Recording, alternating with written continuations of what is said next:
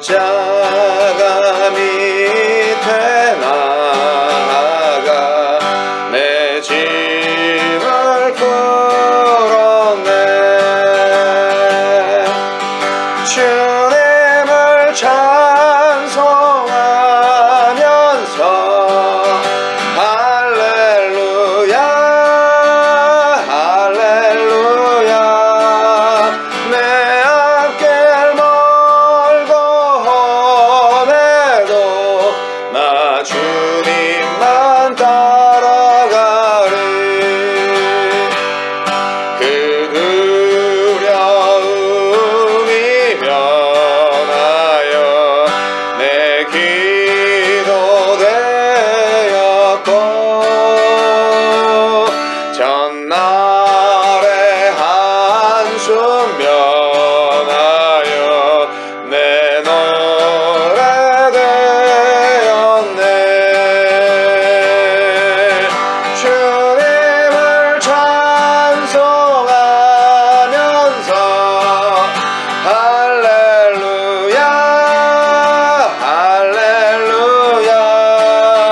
내 앞길 멀고 험해도 나 주님만 따라가리. 내 두 눈 자비하셔서 늘 함께 계시고 내 궁핍 밤을 아시고 늘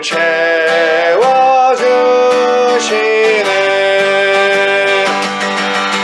주님을 찬송하면서 할렐루야 할렐루야. 내 앞길 멀고 험해도 나 주님만 따라가리.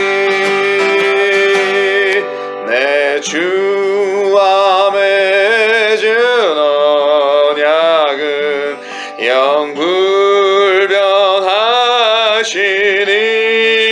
영불변하시니 그 나라 가기까지는 늘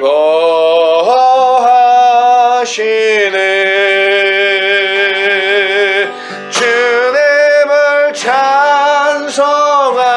찬송하면서 할렐루야 할렐루야. 내 앞길 멀고 험해도 나 주님만 따라가리. 주님을 찬송하면서 할렐루야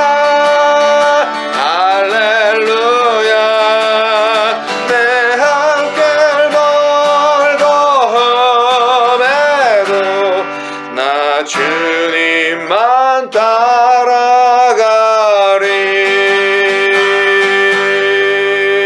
따라가리. 아멘. 7월 21일 화요일 이사야 8장 9절로 22절 말씀. 너희 민족들아 함성을 질러보아라. 그러나 끝내 패망하리라. 너희 먼 나라 백성들아 들을지니라. 너희 허리를 동이라. 그러나 끝내 패망하리라. 너희 허리에 띠를 띠라. 그러나 끝내 패망하리라. 너희는 함께 계획하라. 그러나 끝내 이루지 못하리라. 말을 해보아라. 끝내 시행되지 못하리라. 이는 하나님이 우리와 함께 계심이니라. 여호와께서 강한 손으로 내게 알려주시며 이 백성의 길로 가지 말 것을 내게 깨우쳐 이르시되 이 백성이 반역자가 있다고 말하여도 너희는 그 모든 말을 따라 반역자가 있다고 하지 말며 그들이 두려워하는 것을 너희는 두려워하지 말며 놀라지 말고 만군의 여호와 그를 너희가 거룩하다 하고 그를 너희가 두려워하며 무서워할 자로 삼으라. 그가 성소가 되시리라. 그러나 이스라엘의 두 집에는 걸림돌과 걸려 넘어지는 반석이 되실 것이며 예루살렘 주민에게는 함정과 올무가 되시리니 많은 사람들이 그로 말미암아 걸려 넘어질 것이며 부러질 것이며 덫에 걸려 잡힐 것이니라. 너는 증거의 말씀을 싸매며 율법을 내 제자들 가운데에서 봉합하라. 이제 야곱의 집에 대하여 얼굴을 가리시는 여호와를 나는 기다리며 그를 바라보리라. 보라, 나와 및 여호와께서 내게 주신 자녀들이 이스라엘 중에 징조와 예표가 되었나니 이는 시온산에 계신 만군의 여호와께로 말미암은 것이니라. 어떤 사람이 너희에게 말하기를 주절거리며 속살거리는 신접한 자와 마술사에게 물으라 하거든 백성이 자기 하나님께 구할 것이 아니냐 산자를 위하여 죽은 자에게 구하겠느냐 하라. 마땅히 율법과 증거의 말씀을 따를지니 그들이 말하는 바가 이 말씀에 맞지 아니하면 그들이 정녕 아침 빛을 보지 못하고 이 땅으로 헤매며 곤고하며 굶주릴 것이라. 그가 굶주릴 때에 격분하여 자기의 왕과 자기의 하나님을 저주할 것이며 위를 쳐다보거나 땅을 굽어보아도 환난과 흑암과 고통의 흑암뿐이리니 그들이 심한 흑암 가운데로 쫓겨 들어가리라. 오늘 말씀 여호와를 두려워하라.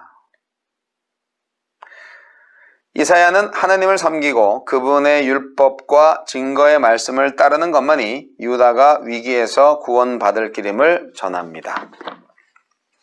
12절에서 보면 이사야는 이 백성과 구별되는 너희에게 이 백성이 모반이라 부르는 모든 것을 너희는 모반이라 부르지 말라고 권면합니다. 이사야의 제자들과 또 이사야를 따르는 사람들, 그런 사람들이 이사야를 반대하는 사람들로 하여금 모반 혐의를 받았어요. 이사야가 아하스의 친아수르 정책을 반대한 것, 비판한 것이 어떻게 보면 정치적으로 해석이 된 거죠. 당파적으로 해석된 것이죠. 친아수르 정책을 비판한 이사야와 그를 따르는 자들은 곧 반아수르 정파에 속한 자들과 다르지 않다라는 생각을 하는 거예요. 그 사람들이. 근데 분명히 알아야 할 것은 이사야는 예언자 자격으로 다윗에게 약속을 주신 여호와를 버리고 아수르를 선택한 아하스를 비판한 것이지, 이게 친아수르 정파의 눈에는 그냥 정치적 모반으로밖에 안 보인다는 게 어쩌면 당연한지도 모르겠어요. 여러분, 정치는 정치가들의 전유물이 아닙니다. 모든 국민은 정치적이어야 합니다. 정치에 관심 없다? 그러면 투표도 하지 마세요. 그리고 신문도 안 보시겠죠? 자, 정치와 경제와 문화, 이 모든 것들이 다 하나로 엮여져 있어요. 유기적 관계예요. 오히려 탈정치화 시키는 것이 아주 나쁜 정치적 음모를 가진 사람들의 작업인 거예요. 물론 전문가들은 있죠. 하지만 우리가 이 나라에서 살고 있기 때문에 이 나라의 정치와 경제에 무관심하다? 그러면 이 나라의 국민의 자격이 없는 거예요. 관심을 가지실 필요가 있어요. 하지만 국민으로서의 책임과 의무를 다할 뿐이죠. 정치가는 또 자기가 맡은 바 의무를 다 감당하는 것이고요.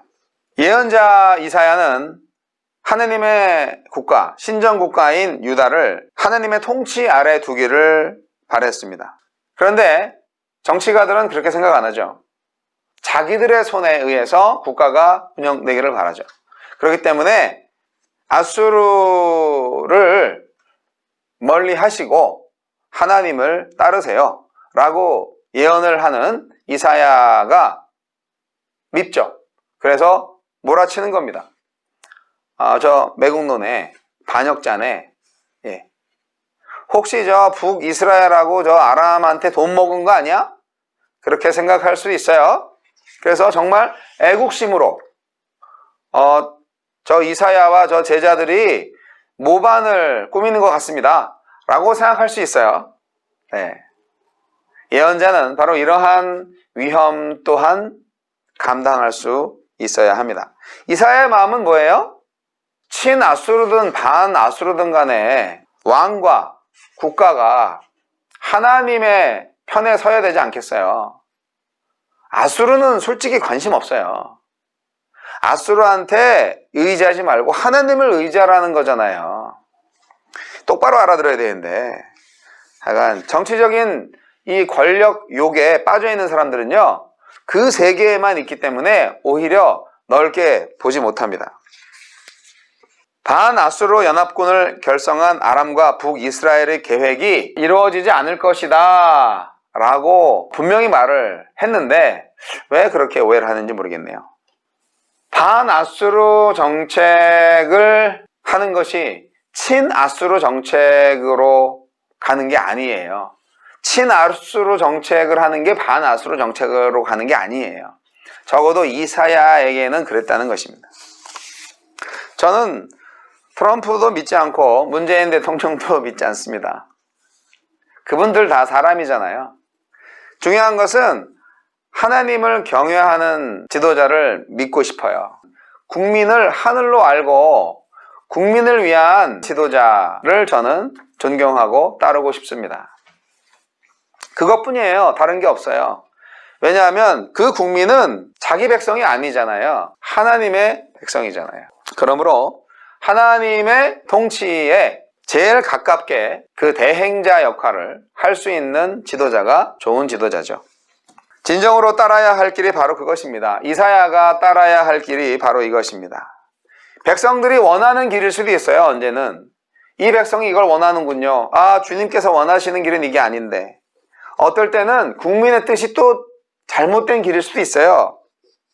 지금 사실 남유다의 백성들, 왕과 백성들 다 우상숭배에 빠져가지고 엉망진창이죠. 반역자로 오해받는 게 두려웠겠습니까? 이사야가? 그렇지 않습니다. 이사야가 정말 두려워했던 것은 뭘까요? 하나님의 반역자가 되지 않기를 바랬던 거겠죠.